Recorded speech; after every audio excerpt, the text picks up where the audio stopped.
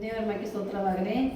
ನಾನು ಸತ್ಯವೇದ ಓದ್ತಿರುವುದು ಕೀರ್ತನೆಗಳು 4ನೇ ಸಂಧಿಯಿಂದ 1ರಿಂದ 8ರವರೆಗೆ. ನ್ಯಾಯವನ್ನು ಸ್ಥಾಪಿಸುವ ನನ್ನ ದೇವರೇ, ನಿನಗೆ ಮೊರೆಯಿಡುತ್ತೇನೆ, ಸದುತ್ತರವನ್ನು ದಯಪಾಲಿಸು. ನನ್ನನ್ನು ಇಕ್ಕಟ್ಟಿನಿಂದ ಬಿಡಿಸಿ ಹಿಂಬಾದ ಸ್ಥಳದಲ್ಲಿ ಸೇರಿಸಿದಾತನೇ, ನನ್ನನ್ನು ಕರುಣಿಸಿ ನನ್ನ ಪ್ರಾರ್ಥನೆಯನ್ನು ಕೇಳು. ಮಹನೀಯರೇ, ನೀವು ಎಷ್ಟರವರೆಗೆ ನನ್ನ ಗೌರವವನ್ನು ಕೆಡಿಸಿ ನನ್ನನ್ನು ಅವಮಾನಪಡಿಸುವಿರಿ? ಯಾಕೆ ನಿರಂತರವಾದನ್ನು ಪ್ರೀತಿಸಿ ಸುಳ್ಳನ್ನು ಹಿಂಬಾಲಿಸುವಿರಿ? ಯೋಬನು ತನ್ನ ಭಕ್ತನನ್ನು ತನಗೋಸ್ಕರ ಪ್ರತ್ಯೇಕಿಸಿಕೊಂಡಿದ್ದಾನೆಂದು ತಿಳಿದುಕೊಳ್ಳಿರಿ. ನಾನು ಆತನಿಗೆ ಮೊರೆಯಿಡುವಾಗೆಲ್ಲ ಕೇಳುತ್ತಾನೆ. ಭಯಪಡಬೇಡಿರಿ, ಪಾಪ ಮಾಡಬೇಡಿರಿ, ಮೌನವಾಗಿರಿ. ಹಾಸಿಗೆ ಮೇಲಿರುವಾಗಲೇ ಹೃದಯದಲ್ಲಿ ಆಲೋಚನೆ ಮಾಡಿಕೊಳ್ಳಿ. ನ್ಯಾಯವನ್ನು ಯಜ್ಞಗಳನ್ನು ಸಮರ್ಪಿಸಿರಿ, ಯೆಹೋವನಲ್ಲಿಯೇ ಭರವಸವಿಡಿರಿ.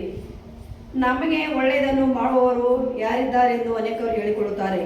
ಯೆಹೋವನೇ, ನೀನು ಪ್ರಸನ್ನ ಮುಖದಿಂದ ನನ್ನನ್ನು ನೋಡಬೇಕು. ದ್ರಾಕ್ಷಿಗಳನ್ನು ಸಮೃದ್ಧಿಯಾಗಿ ಬೆಳೆದ ಸುಗ್ಗಿ ಕಾಲದಲ್ಲಿ ಅವರಿಗಿರುವ ಸಂತೋಷಕ್ಕಿಂತಲೂ ನೀವು ನನ್ನ ಹೃದಯದಲ್ಲಿ ಹೆಚ್ಚಾದ ಆನಂದವನ್ನು ಉಂಟು ಮಾಡಿದ್ದಿ. ನಾನು ನಿರ್ಭಯವಾಗುವುದರಿಂದ ಮಲಗಿಕೊಂಡ ಮೇಲೆ ನಿದ್ರೆ ಮಾಡುವೆನು.